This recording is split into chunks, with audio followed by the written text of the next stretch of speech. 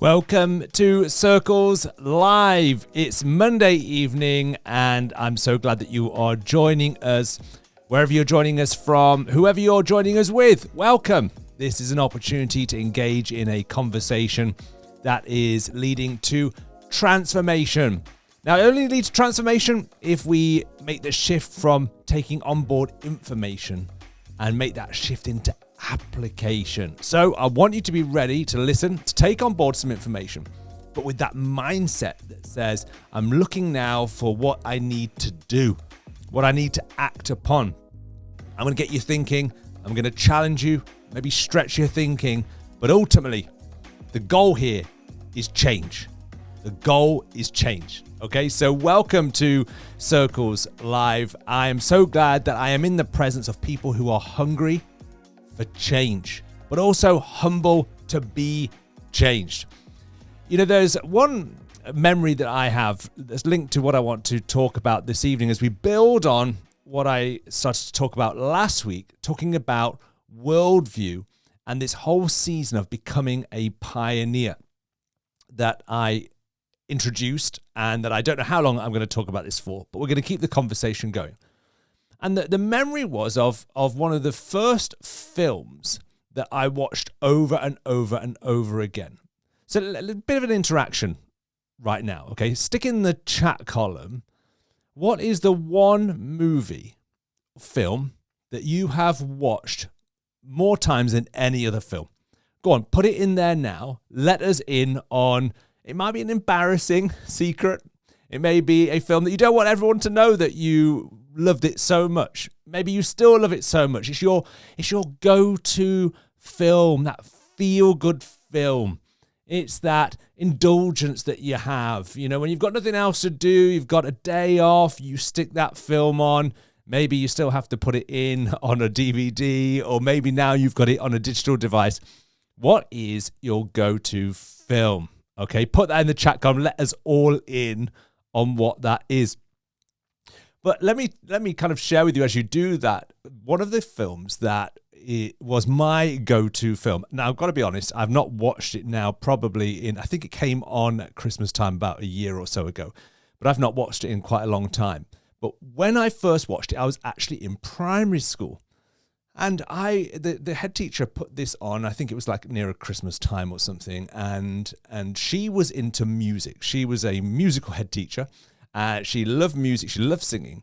And so she put on this film for us to watch. And I ended up actually getting an award because I was so engaged in the film. I stood out as somebody who was so engrossed. She was so impressed that I was so into this film, because obviously it was a film that she was into. And I remember watching it, and I just loved it. And I'm going to let you in on what that film is right now. And maybe for some, I'm going to get some kudos from some of you, but for some of you, maybe you're going to laugh at me when I share this film. Do you want to know what the film is? Are you ready? It is, in fact, let's play a little game. Let's play a little game, okay? Let me give you 5 words that are connected to this film, and let's see which person is the quickest. And obviously you're going to have to be watching this live to be in on this, but the quickest to get this right. Are you ready? Okay. So 5 clues. Austria. Singing. Second World War.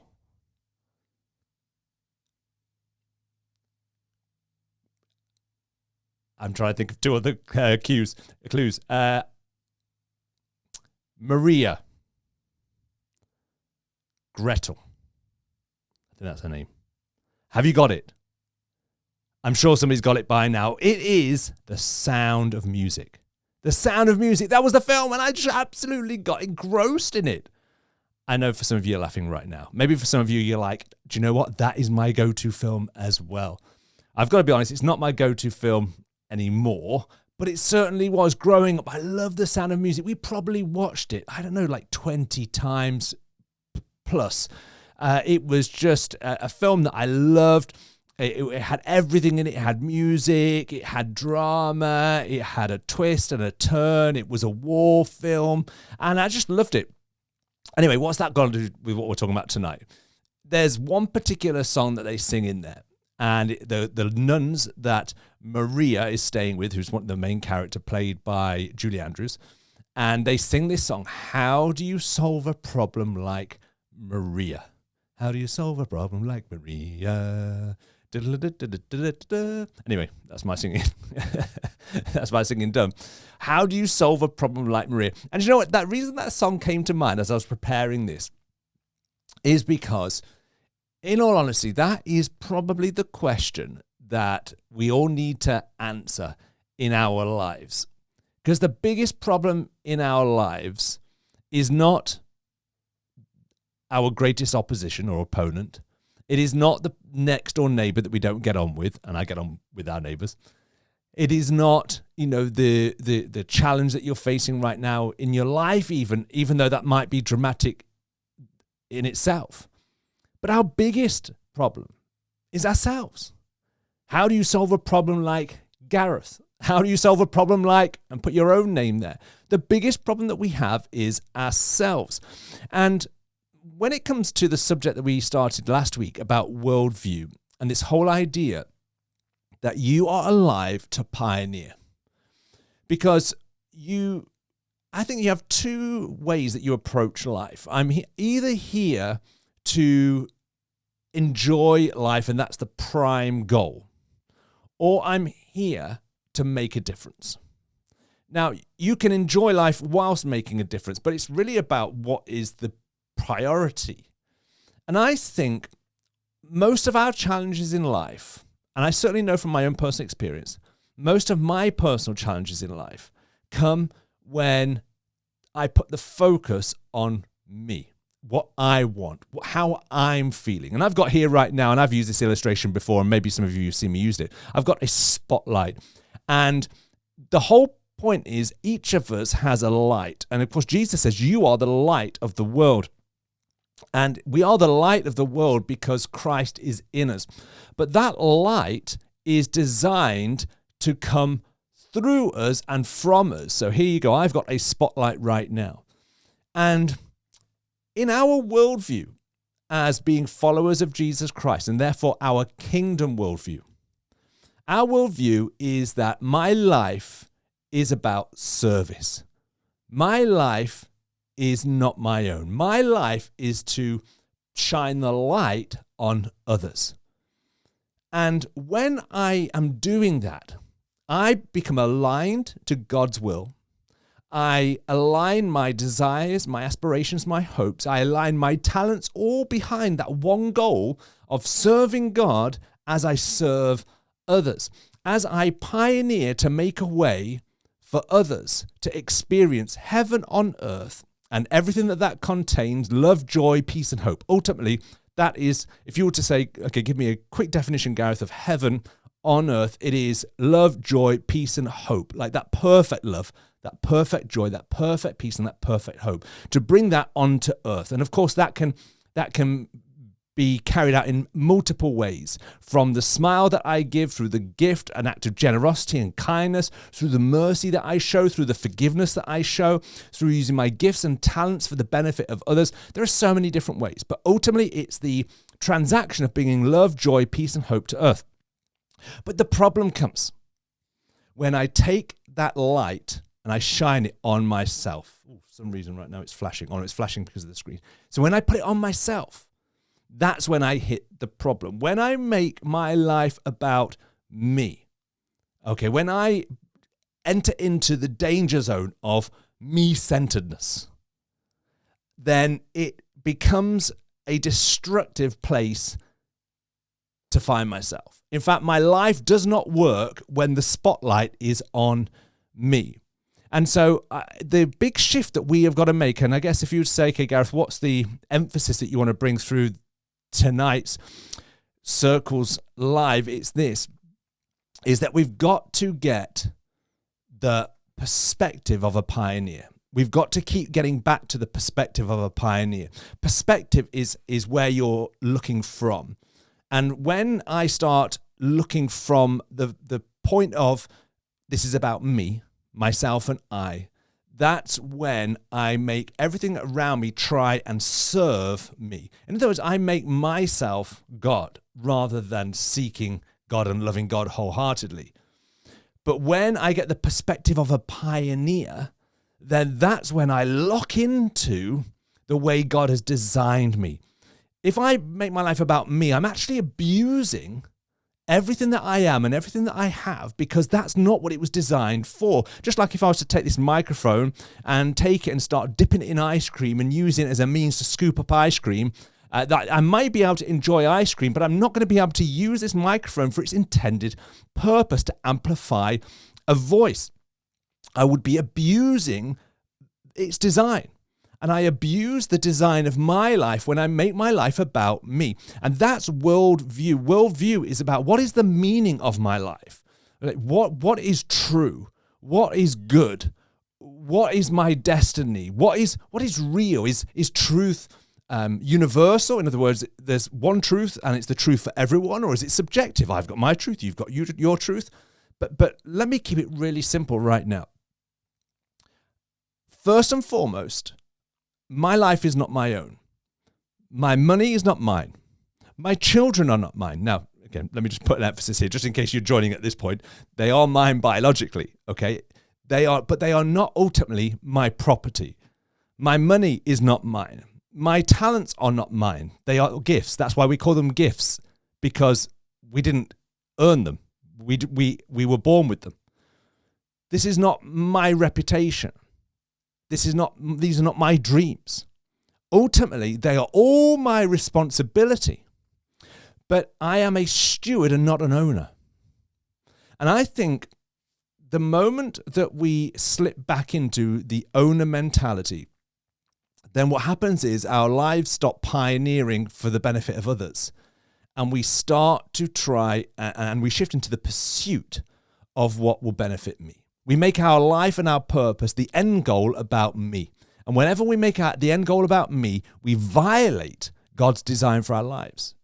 Now, this is really important, especially in the season that we're in as a church, because whenever you go through change is always challenging for us as human beings because we're creatures of habit. But we're challenged because the immediate feeling is, well, what about me? What about what I want? What about what's my preference? What about what I enjoy? What about what I prefer? But the perspective of a pioneer says it's not about me. The perspective of a pioneer says, well, it's about what we're trying to achieve. It's what we're trying to create. It's how most effectively we can take that light that we have and shine it onto others. And I want to give us some verses relating to this, because again, this is building week on week when we talk about this. We need to understand this from the Old Testament, first of all. Jeremiah 29, verse 11. Well-known passage. God says, "For I know the plans I have for you, says the Lord. They are plans for good and not for disaster, to give you a hope and a future." Now, that's been quoted many, many times. And we kind of use that verse as a means to encourage ourselves that there's more to believe for, that God has got big hopes and big dreams for our lives, and that's absolutely true. But notice he says, I know the plans I have for you. Why? Because we belong to him. So this is not about, well, God, can you tell me what my plans are? No, this is, God, let me in on what your plans are. Now, you may say, well, that's just semantics, Gareth. That's just a subtle difference. No, it's a subtle change of words, but actually it's a huge shift in understanding. Because ultimately, if they're his plans for me, then this isn't about ultimately what I want and what I feel. Now, that's where our trust comes into a loving God who ultimately, if he designed me and he's given me my desires, then he's not going to, for instance, if I'm never going to be, let me come up with a crazy illustration. I'm never going to be a worship leader who leads worship using country and Western music as the style of music. Why? Number one, because I'm not a worship leader. That's not my gift and talent. And number two, because I really do not like country and Western music. it's just not my vibe. Okay, so I know that those two things are not congruent with the way God has wired me. So he's not going to ask me to do that. But ultimately, I have to put myself in a position as a pioneer that says, God, first and foremost, I am a steward of everything that you have given me, including my health, my relationships, my money, my gifts, my talents, my time, my wife, my children. I am responsible for them, but they are yours. They are yours because they belong to your plans. And having that pioneer perspective is so crucial because it's so easy to slip into, even as a Christian, this is my ministry. This is my money. This is my family. This is my time. No. We are stewards. We are stewards. We are not owners. And that is a key perspective that we have to keep going back to. Our worldview, the lenses that we wear. Remember I talked about that last week. The picture on the jigsaw box, ultimately every jigsaw piece doesn't have doesn't make sense of the full picture, but the box has the full picture on. Well, God's plans for us are that full picture, but all the pieces are what we put together in the right order in order to reveal that picture, which is his glory to this world. But the only way the world's going to get to see the picture, the only way the world is going to make sense of our lives is if we do it according to his ways. But we've got to have his perspective. 1 Corinthians 6 verse 19 to 20 says, don't you realize that your body is the temple of the Holy Spirit who lives in you and was given to you by God? You do not belong to yourself, for God bought you with a high price. So you must honor God with your body. Now, we've done a series recently about the gates and the rebuilding of the wall in Nehemiah. And of course, at the center of the city of Jerusalem, the physical city of Jerusalem, was the temple. It was the centerpiece. It was the heartbeat, as it were, of the nation. Now, New Testament, as we said back in that series, everything in the New Testament, or everything in the Old Testament that we read of now in the New Testament is about almost like the internal world. So when we rebuild the walls of our life, when we put in place the gates of our lives to build a strong life in which the life of God can prosper and can overflow to the world around us, at the heart of that is the temple. Now, is that temple there to offer up sacrifices and praise to ourselves, to make me look good and feel good, or is it about offering up sacrifices and praise to God? That's an absolute key question that I need to ask myself. And I can never take for granted that my answer is always correct. See, yesterday I may have been living for him with that steward mentality. But this morning I may have woken up in my natural, fleshy self saying, do you know what? This is about how I feel and what I want. I need to die to myself. I need to once again remind myself, Gareth, you are not your own. These are not your plans. This is not your money. This is not your time. This is not your house. So in this next season, if you're to use your house for hospitality and you're an introvert, well, guess what? You're not your own. You're a steward and you're responsible. And first and foremost, your responsibilities come before your preferences. Everything starts to break down when we prioritize our preferences over our responsibilities. And so we've got to recognize that our body, our lives, and everything in it is the temple of the Holy Spirit. We create an environment for God to live and to work through our lives. So I'm coming into land now because I want to give us a question to discuss this week.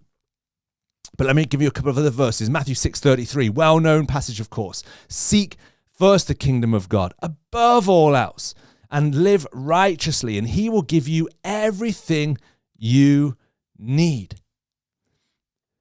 The problem comes, and we've seen this many times in the New Testament with Jesus and those who wanted to try and make the shift from believer to builder, or from somebody who just believed to actually somebody who followed. You know, Jesus would call them to follow him, and they would say, but first let me go and they would give a reason, a very, genuine reason maybe for why they needed to go and do something first. But whenever somebody put a but first in their answer to Jesus, they revealed that that they were not a steward, they were an owner. They prioritized themselves over Jesus. Jesus does not play second fiddle. He's either first, he's either Lord of all or not at all. And so we have to look at our lives and say, where is the but first in my life? Well, but first, let me get this in order before I take that step of obedience. But first, let me get better in this skill before I, go and serve somebody. But first, let me go and make sure that all my financial needs are taken care of before I do this. And again, we need to challenge ourselves. Where do we see evidence of that owner mentality versus the steward mentality? Where we see signs of self-centeredness and self-focus and me-centeredness versus Christ-centeredness. Again, like one of the verse here, Romans 6 verse 4, for we died and were buried with Christ by baptism. And just as Christ was raised from the dead by the glorious power of the Father, now we also may live new lives. All these verses are from the New Living Translation. And so, that passage is powerful because, baptism wasn't just a moment in which I went under the water and I came out as a public declaration of my faith. Baptism is a continuous putting to death of my preference to prioritize Christ. It's a continuous putting to death the worldview that says everything around me exists for me rather than I exist for God and for everything else. It's a shift that we can easily slip into. But when we slip into it, we create the problem again. Well, how do you solve a problem like Gareth? Well, you get Gareth to switch from owner to steward. You get Gareth to switch from living from preferences to being a pioneer. From saying, do you know what, my life is here to serve. I'm a means to an end. I've got to make all my choices in my life, my decisions around my time, my finance, my family, my decisions around how I plan the next year and everything that I plan. I've got to make it all follow the one goal of I am here to create a way for the love, joy, hope, and peace of heaven to impact earth. So I want to give us a question, and here's the question I want you to go away and to talk about in your circles this week. What evidence do I have that I am a steward and not an owner? What evidence do I have? Where can I look in my life and say, well, no, there's an example of where I am a steward and not an owner? Or are there areas where actually I'm hoarding what has been entrusted to me rather than using it to serve others? Are there areas that I'm holding back rather than handing out? And especially in this next season, we have got to challenge our worldview, because there's nothing like a change like the change that we're going on as a church to really call into question, what's it about really? Is church really about bringing Christ to a lost world? Or is it about serving my spiritual needs and my spiritual wants? It's amazing how we can cloak me-centeredness with a spirituality that looks very godlike, but actually is carnal. In other words, it is completely not what God has designed for our lives. So here, I want to leave you with that question. I want you to be brutally honest, and I want you to set a goal in your circle. Okay, what do I need to do each day in this area of my life where I've identified that actually I'm more of an owner than a steward? What can I do? And how can I be accountable to the people I'm talking with to make sure I make that shift? Without action, then faith is not activated.